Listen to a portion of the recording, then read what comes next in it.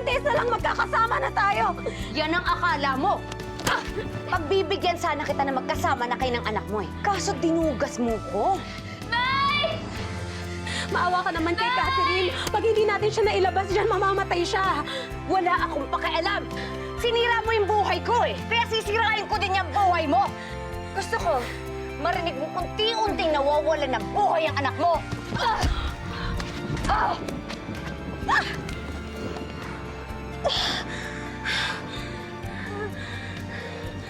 Catherine! Nay, gusto niyo po tulungan niyo po ko, Nay. Narinig mo yun, Isabel? Humihingi ng tulong sa'yo ang anak mo. Bakit mo ginagawa to sa anak ko? Dahil binigyan mo ko ng pekeng pera. Mabuti pa, humingi ka na ng tawad sa anak mo. Dahil hindi mo siya maililigtas. Hindi mo siya mapapatay dahil una na kitang papatayin! Nandiyan na po kayo. Tinupad niyo po yung pangako niyo po sa akin, Nay. Catherine! Nahiya ka. Sinira mo yung mukha ko. Sinira mo yung buhay ko.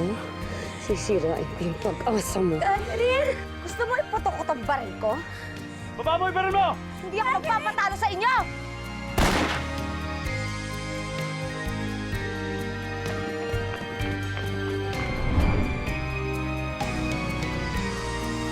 Catherine!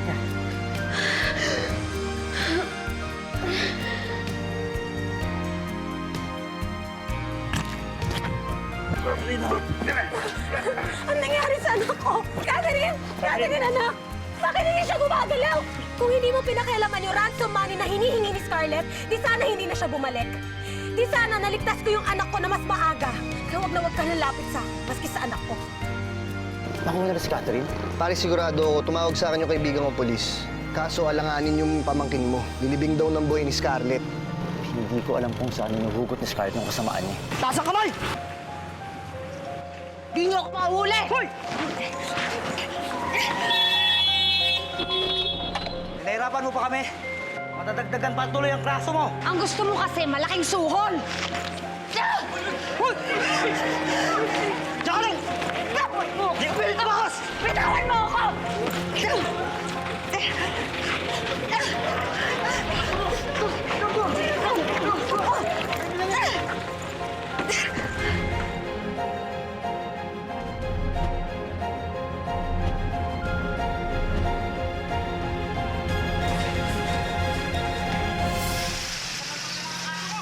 Dok, kamusta na po yung anak ko? Ligtas na po ba siya?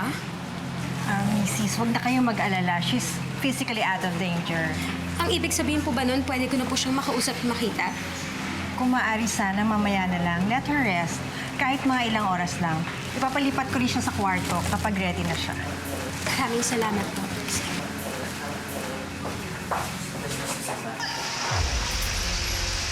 Buti naman ang huli niya Scarlett Mercado na yan, no? Ang dami niyang pinahirapang tao. At sa iba pa mga balita, may isang babae na muntik na masagasaan dahil sa pakikipaghabulan sa mga pulis. May mga nakakuha pa ng video ng babaeng ito habang hinuhuli ng mga alagad ng batas. Hindi dapat nangyari to sa anak ko. Wala siyang kasalanan para pagdaanan niya to. Si Scarlett, kasalanan lahat ito ng demonyong yun. Dapat siya ang maibalik sa ilalim ng lupa. Nakilala ang babaeng ito na si Scarlett Mercado na nasa kustodiya na ng mga otoridad.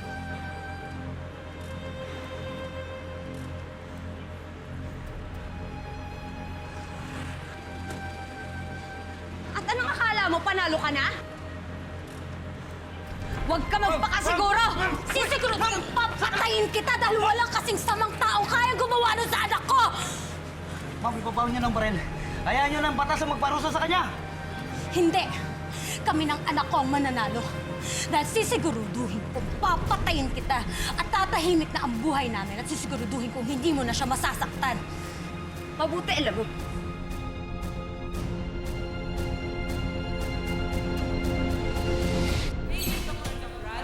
Hello, Sir Jonas. Opo, nandito na po ako. Opo, pupuntahan ko lang po si Madam, ha? Yes po. Sige po. Opo. Sige, Isabel. Putok mo na! Hindi mo kaya, di ba? Putok mo na! Para mapatunayan mo sa kanila na mamamatay tao ka talaga! mo kaya, di ba? Kasi duwag ka! Oo! Natatakot ako. Natatakot ako na masaktan mo uli ang anak ko. Natatakot ako na mawala ako tapos sasaktan mo din siya. Pero hindi ako natatakot na patayin ka dahil alam ko tatahimik na ang buhay namin! Makinan pa rin, ma'am.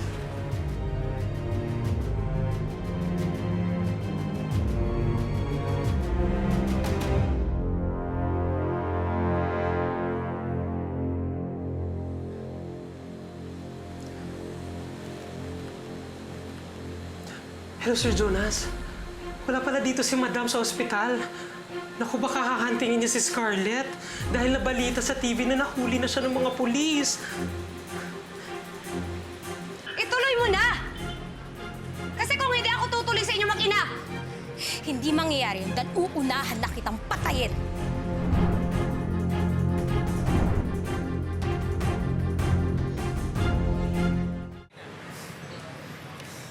Tama ang anak ko. Kapag tinuloy ko to, wala na rin akong pinagkaiba sa'yo sa babaeng nagpahirap sa kanya. Ang sabihin mo, talagang mahina ka. Wala kang kwenta. Duwag!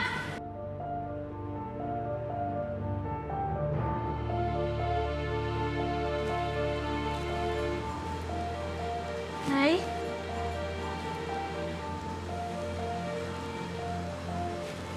Nay? Nay? Oo. Tama ka. Duwag ako. Dahil kung ikukumpara naman sa anak ko, siya ang matapang. Simula bata pa siya, puro sakit at hirap ang dinanas niya sa'yo. Sa piling mo. Sa piling ko. Pero sa kabila nun, lumaki siyang mabuting bata. At babawi ako sa kanya sa lahat ng mga pagkukulang ko sa kanya. Sa mga pagkukulang mo sa kanya, Scarlett, ng mga naging magulang tayo sa kanya. At hindi ako papayag na lumaki siya na wala siyang nakikilalang ina. Wala kang kwenta. Hop! Akin na yan! Aray ko! Ito! Ako! Tawan niyo ako! Ano ba? Walang hiya ka! Yan ang malaking pagkakamali mo, Isabel. Hindi mo pa ako pinatay.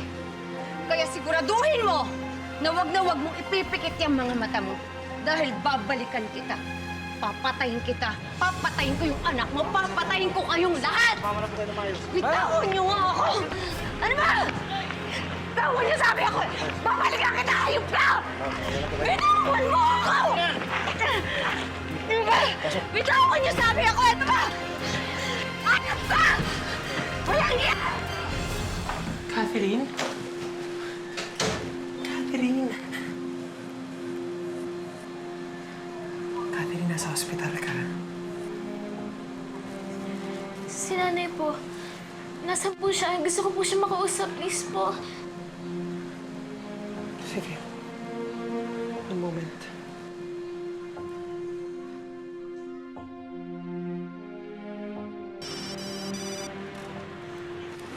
Hello, madam.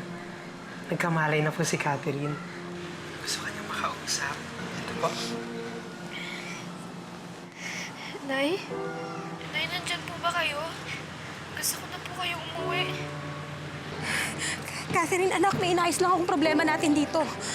Tama na po yan, Nay. Bumalik na lang po kayo dito. Natatakot na rin po kasi akong mag-isa eh. Akala ko po hindi na po ako mabubuhay. Nawalan na rin po ako ng pag-asa. Catherine? Catherine? Nay! Catherine! Catherine, anak! Catherine, anak! Nandito na ako! Catherine, anak! Nandito na, nanay! Pero dumating po kayo. Tinupad niyo po yung pangako niyo po sa akin. Masaya na rin po ako kasi makakabalik na rin po ako sa piling ng totoo kong nanay. Anak, babalikan kita dyan. Antayin mo ako.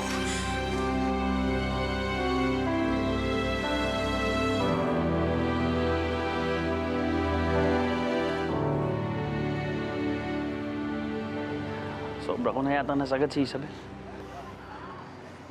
Baka naman kailangan nyo lang palipasin, boss. Andiyan na lahat ng pera. Tapos dinaanan na ni Atty. yung affidavit of assistance. Tara na, puntahan na natin siya. Ako lang ang pupunta. Pa rin ba natututo? Alam mo naman, traitor yung babae niya, di ba? Nakapag-isip na ako. Nakapag-desisyon na rin ako. Kaya pwede ba? Respetuhin mo yung desisyon ko. Huwag kang makialam. Nagawa mo na ba yun dito, Sco? Nagawa na po, boss. Kilala kita, Scarlett. Alam kong iisa ka muna si Isabel. Kaya uunahan na kita. Sige, subukan mo kalapitin yan. Baka karoon na ng patay magiging sasakyan mo.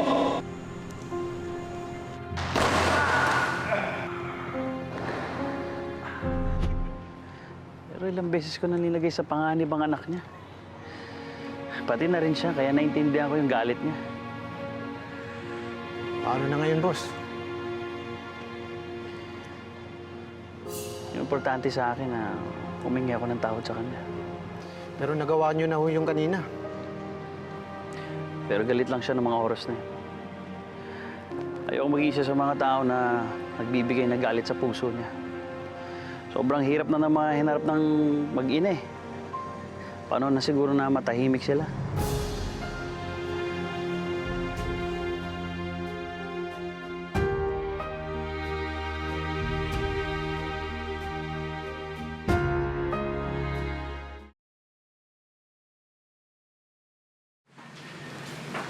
Catherine. Nay?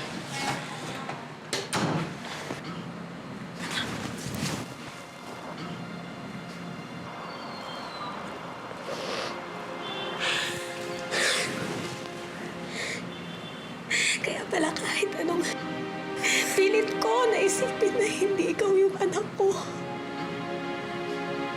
Hindi ko magawa. Kasi sinisigaw ng puso at isip ko na anak kita. Yung pala yung totoo. Kailan din naman po yung gusto ko po maging nanay.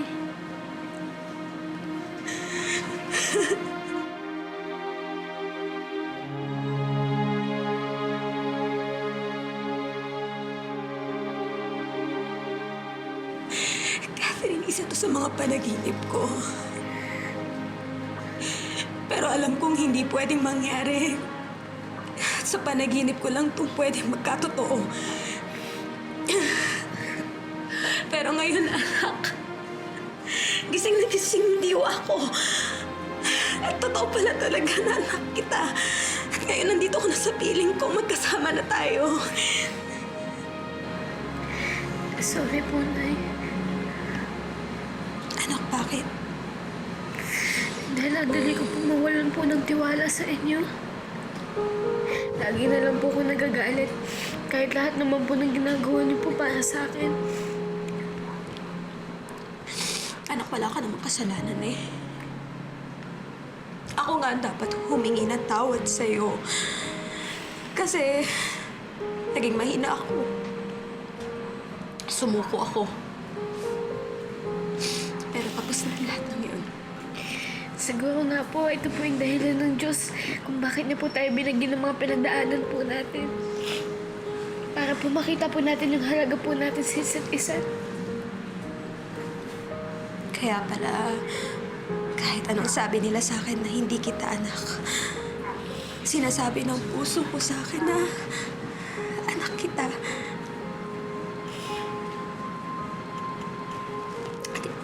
Hindi mawawala ang pagmamahal ko sa'yo. Ako din po, Nay. Magkasama na tayo, anak. Matatahimik na tayo. Wala nang makakapaghiwalay sa atin.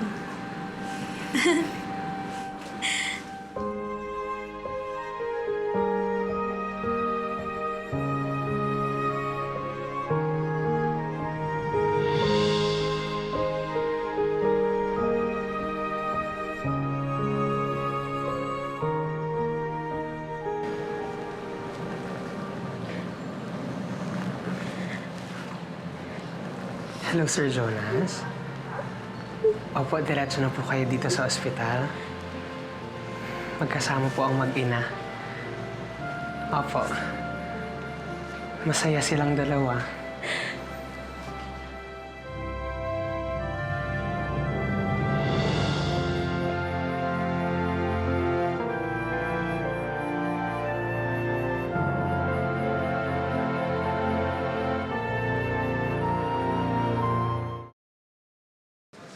Dok, sigurado po ba kayo na okay na yung anak ko? Oo naman. Magaling na siya. She'll be just fine. Salamat po. Okay, you're welcome. Nay, okay na po talaga ako. Tsaka 3 araw na naman po ako dito eh. Gusto ko na po talaga umuwi. Basta lagi na lang po akong tatabihan ha. Oo naman. Sige, maraming salamat. Ako na po.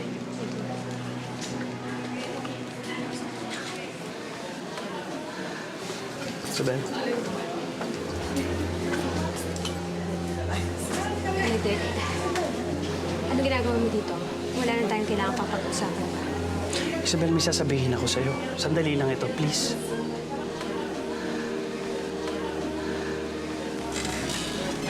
Una, gusto kong humingi ng tawad sa lahat ng mga nagawa ko.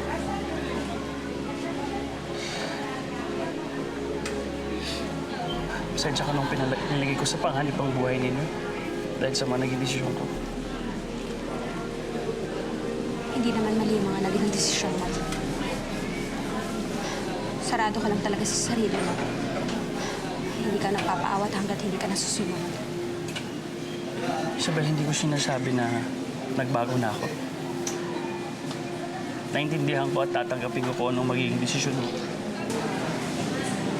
Sana, totoo nga yan sinasabi mo. Nare-respetuhin mo na yung desisyon ko. Nangihinayang kasi ako dahil bumalik ka na sa akin. Tapos mawawala ka lang ulit. Siguro nga hindi pa ito ang panahon para sa atin. Pero umaasa ako na balang araw mapapatawad mo ko. Na baka sakali matanggap mo ko ulit sa buhay mo. Catherine, I'm sorry. I'm sorry na naging parte ako sa mga pinagdaanan mong hirap. Pero masaya ako dahil magkasama na kayo ng nanay mo. Mahal na mahal ka niya. Kaya sana, huwag mo siyang pababayaan.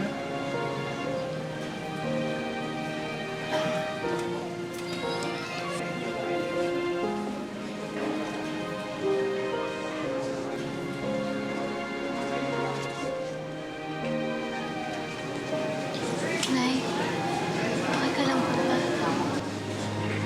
Oo, anak. Okay lang.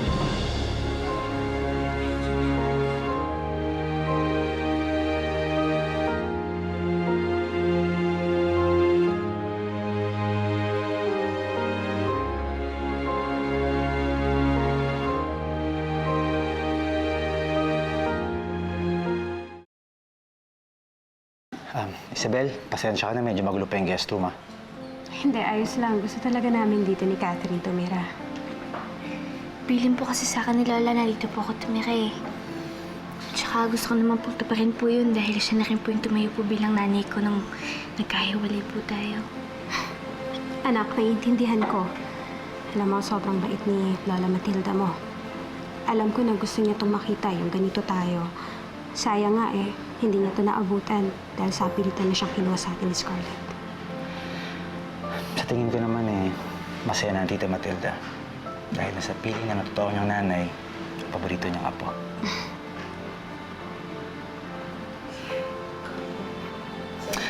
Isabel, pag may kailangan ka, magsabi ka lang, huwag ka na mahiya. Ituring mo to na parang bahay mo na. Salamat.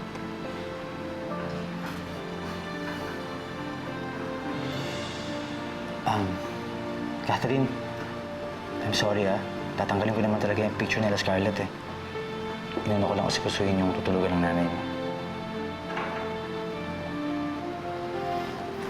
Anak, alam kong marami kang hindi magagandang alaala kay Scarlett. Pero kaya nga ako nandito eh. Kasi lagi kitang sasamahan. At pupunuin natin ang mga gandang alaala ang pagsasama natin. Kaya huwag ka na matakot kay Scarlett, ha? Huwag mo na isipin yun.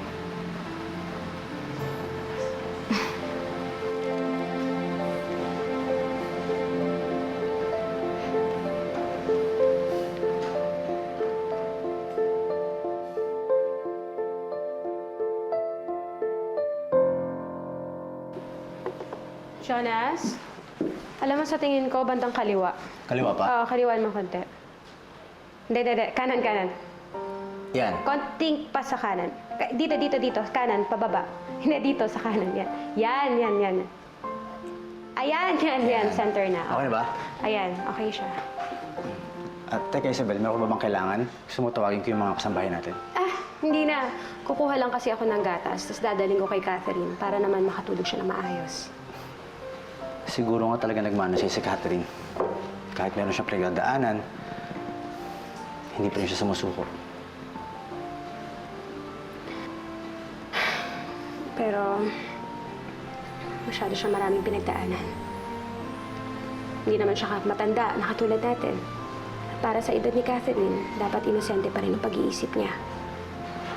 At sobra-sobra na yung mga pinagdaanan niya, kahit para sa matanda pa. Naaawa nga ako sa anak ko eh. Kung pwede lang talaga, burahin ko lahat ng mga masasama sa isip niya. Ginawa ko na. Pero di ba, sabi mo kanina, gagawa na kayo ng mga magandang alaala. At hopefully, makalimutan ni Catherine lahat ng mga hindi magandang nangyari sa buhay niya. Alam kong magagawa mo yun. At alam ko magiging madali yun para sa'yo dahil ikaw ang nanay niya. Salamat, Jonas. Salamat sa pag-aalaga mo sa anak ko, ha? Isa ka sa mga dahilan kung bakit kami magkasama ngayon. Hindi mo lang alam kung gaano kasaya ngayon. Masaya ka naman pala eh. Huwag ka lang umiyak. Isabel, ang importante, wala na kayong sasayangin na panahon o oras para makabawi sa isa't isa. At kung meron ako may tutulong, dito lang ako para sa inyo. Kasi mahal ko kayo.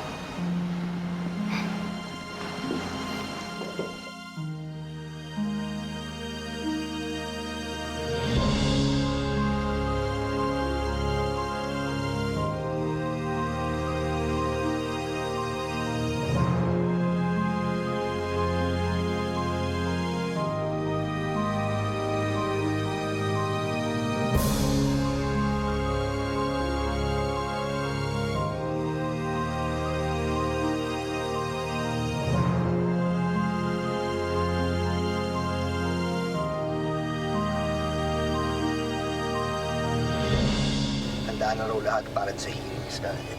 Wala na kayong dapat ipag-alala. Okay ka lang? Narinig mo ba yung sinabi ko? Ano na iniisip mo? Isabel na naman yan, no? Hindi ko sinasadya, pero unti-unti mabalik yung nararamdaman ko sa kanya. Nay, huwag niyo po kang bibigay sa iba. Kailan po lagi yung nanay ko. Hindi na ako mawawala sa buhay mo. I love you. I love you din, Nay. Very, very, very, very much. Nak, bakit? Nagsi-CR lang po ako. Dami niyo po kasi binigay na gatas sa akin eh. Gusto mo samahan kita? Kaya ka na po. Nawala lang ako sandali. Akala niyo magagawa niyo na lahat ng gusto niyo.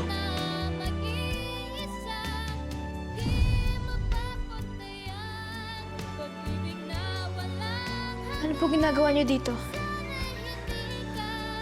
Para kunin ka. Hindi po ako sasama sa inyo. Dito lang po ako sa nanay ko. May magagawa ka ba? Ha? Nay! Sa akin! Halika dito! Nay! Nay!